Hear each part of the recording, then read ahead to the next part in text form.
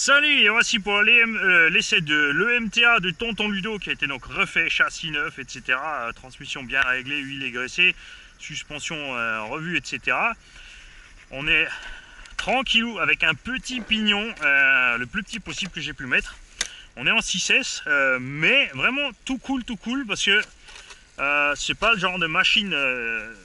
Voilà.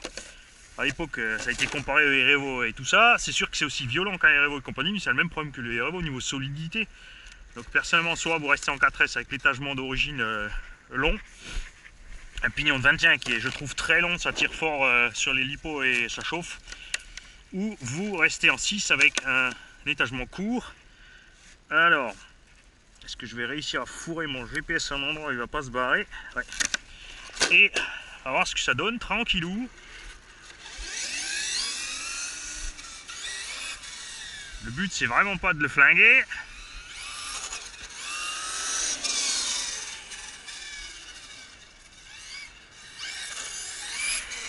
On va se mettre sur la ligne droite.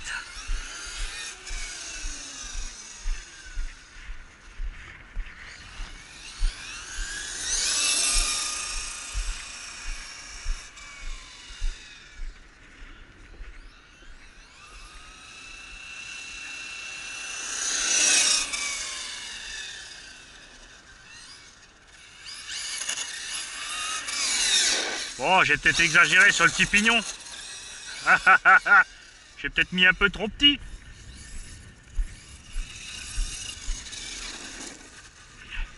Mais bon, l'avantage de tout ça, c'est que ça suffit dans le tout terrain à un point de vue patate. C'est bon, on a quand même un petit 60 au compteur. Et là, par contre, niveau chauffe et autonomie, on est vraiment tranquillou. Alors, pas de diff centrale dans la bestiole, faut pas oublier.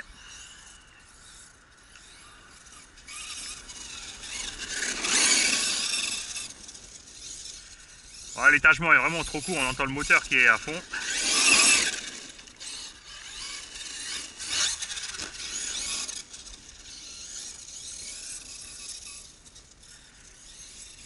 Alors c'est un engin assez à part, point de vue construction, c'est Ugly Kid, je l'appelle moi. Parce que qu'est-ce que c'est vilain.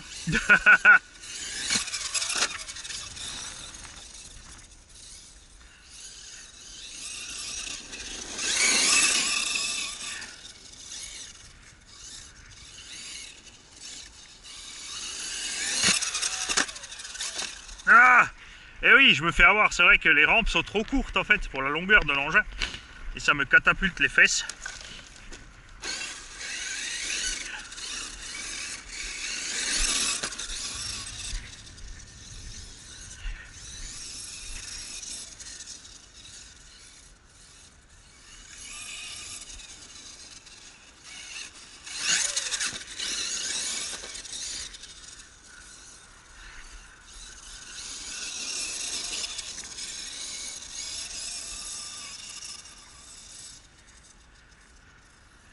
Ouais, quelques dents en plus sur le pignon, ça serait pas mal quand même. Hein. C'est vrai que là, il y a les petits trous en plus.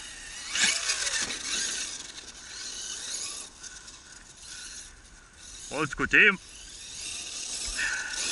c'est un engin qu'on a préparé pour un petit débutant qui sera à un tout petit prix aussi. Enfin, un tout petit prix hein, par rapport au gabarit de l'engin quand même.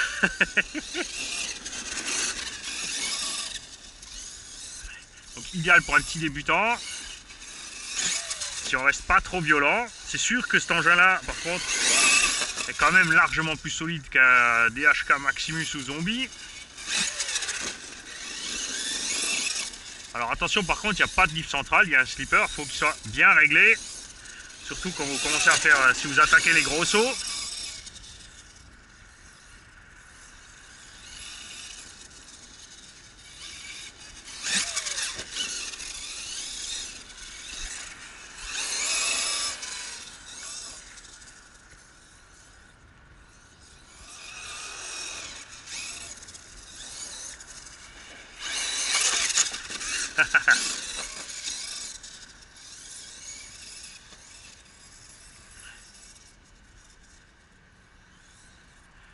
extrêmement facile à manier aussi.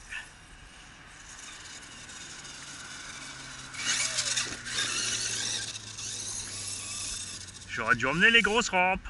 Yeah.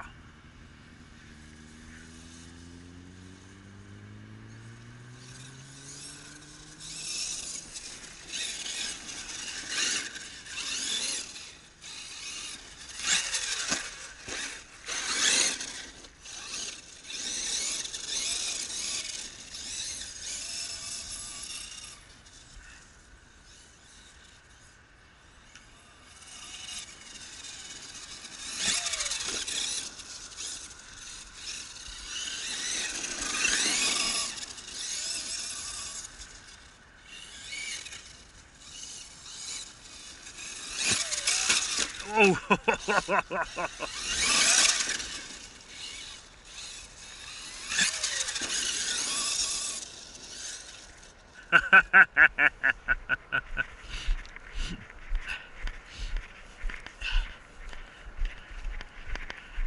Oui, vous en faites pas, je vais pas vous le casser.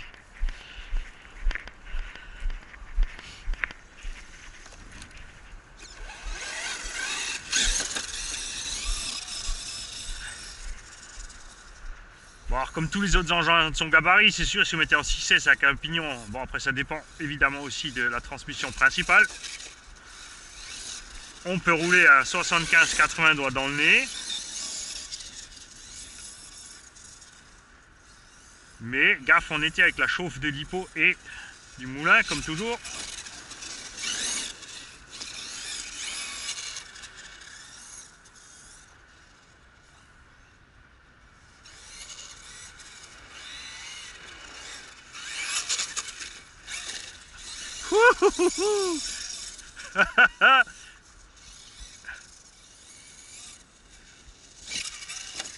Ah, pourquoi j'ai pas emmené les grosses rampes? Bon, il y a le terrain qui s'adoucit un peu. On commence à y laisser des bonnes traces.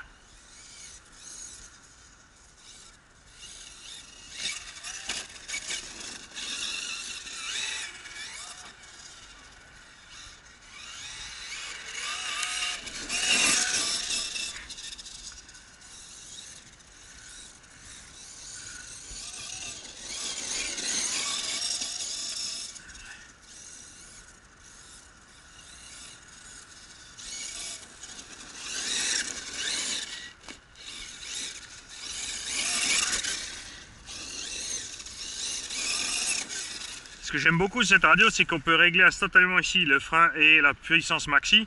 On peut donc brider le véhicule à tout moment si on veut le prêter à un jeune ou à un tout petit.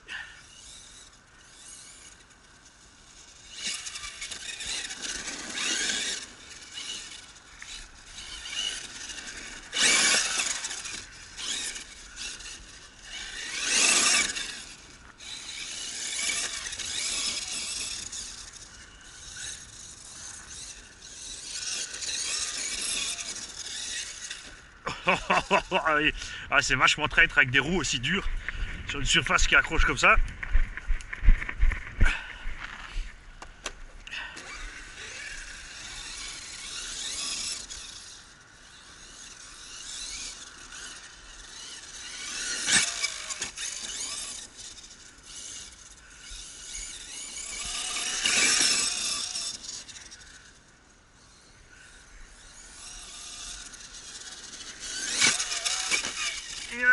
Il n'y a rien à faire, hein. Rampe trop courte.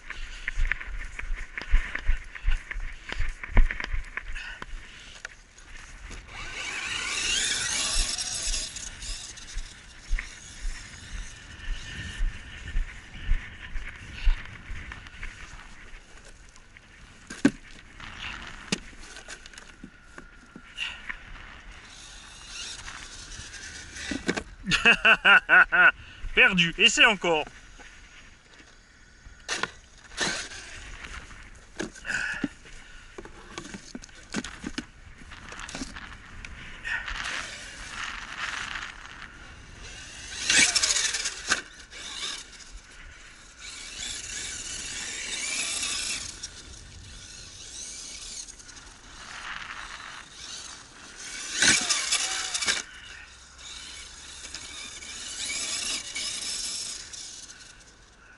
Ouais, il n'y a pas que vous, moi aussi je croyais que j'allais me taper le petit poteau rose là.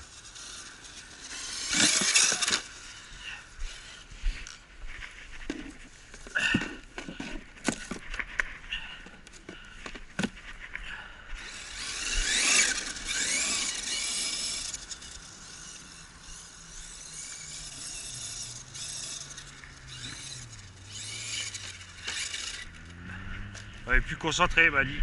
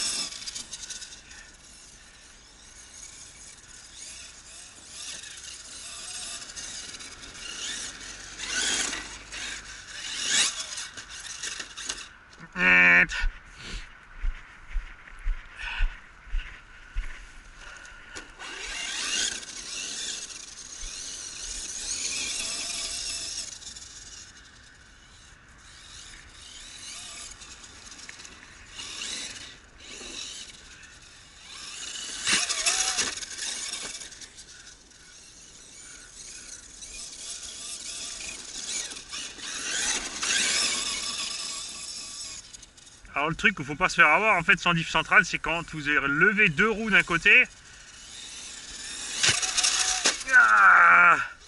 il n'y a pas moyen. Donc quand vous levez deux roues d'un côté, quand le véhicule retouche le sol avec un seul des deux essieux, comme il n'y a pas de diff centrale, eh ben, ça le catapulte. Donc il faut vraiment lâcher les gaz jusqu'à ce qu'il soit posé.